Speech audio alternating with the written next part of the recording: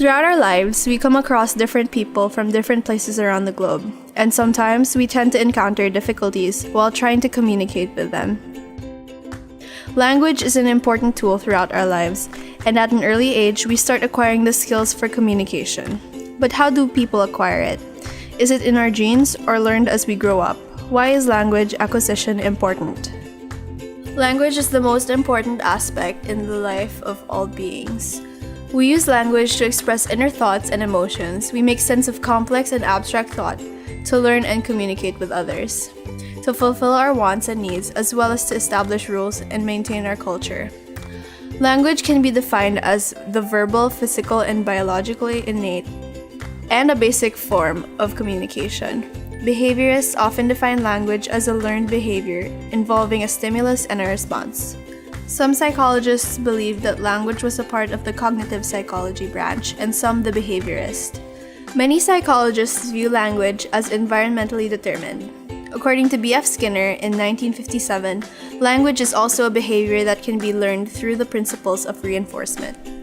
In order to understand this theory, we first have to take a little detour and check out the underlying theory, which originally did not have anything to do with language at all. I'm talking about behavioral psychology, the idea that all actions, whether by man or animal, are learned behaviors that can be acquired and forgotten. So the first thing that people talk about when learning behavioral psychology is Pavlov's dogs.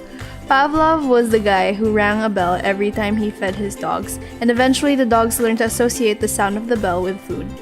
And as a result, they salivated every time the bell rang, whether there was food or not.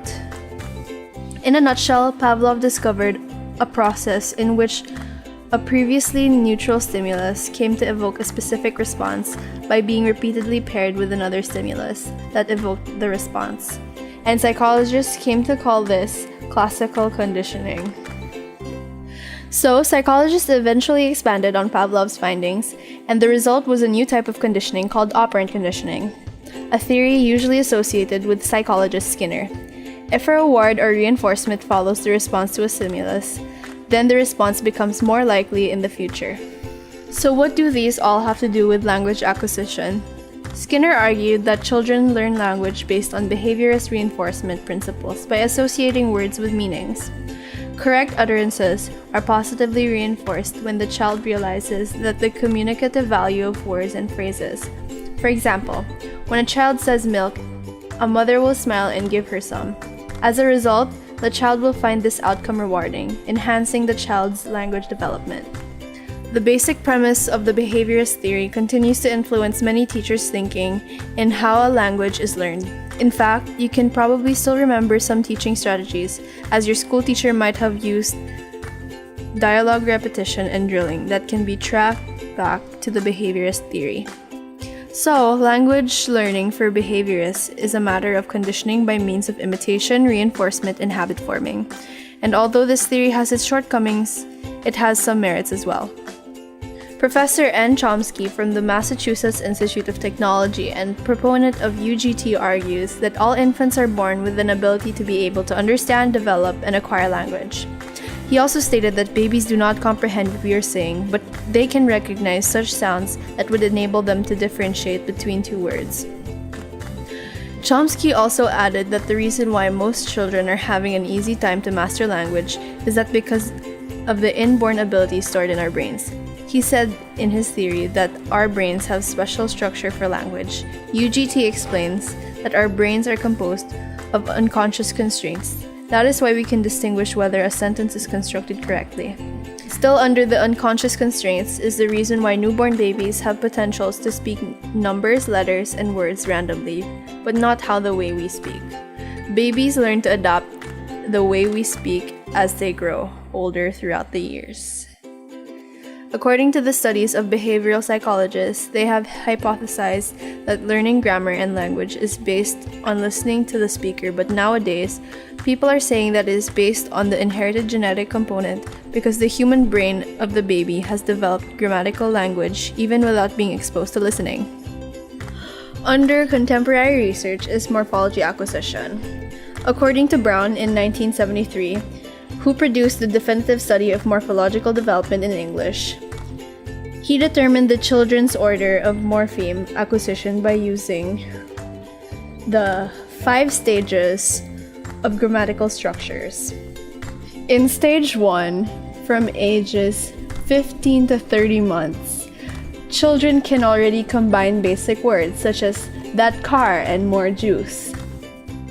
In stage 2, from 28 to 36 months, children can already present progressive ing endings on verbs, such as it going or falling off. They can also use the words in or on, and s plurals, such as my cars. In stage 3, from ages 36 to 42 months, children can use irregular past tense like me fell down or you sat on, and also use s possessives such as doggy's bone. They also have an uncontractable copula of the verb to be, like is she coming? Brennan, stop laughing. In stage 4, from ages 40 to 46 months, they can already use articles such as a and the. They can also use regular past tense of the ed endings on verbs, such as he laughed, she jumped, and etc. Third person regular present tense, such as he swims and she goes. In stage 5, from ages 42 to 52 months, they already use third person irregular, such as she has and he does. They can also use are and is. Also, they can combine words like she is, they are, and I am, such as she's ready, they're here, and I'm here. So in conclusion, language acquisition is environmentally determined. It composes of 3 theories, the first being Skinner's.